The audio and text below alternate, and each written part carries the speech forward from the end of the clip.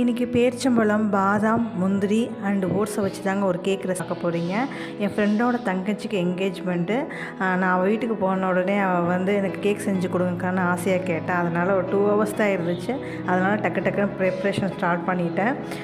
First வந்து whipping க்ரீமை வந்து நல்லா கொஞ்சம் விப் பண்ணிவிட்டு அதில் கொஞ்சம் கண்டென்ஸ் மில்க்கு, பேரிச்சம்பழத்தை கொஞ்சம் கிரைண்ட் பண்ணி அதிலே போட்டு நல்லா விப் பண்ணி எடுத்துக்கிட்டேன்.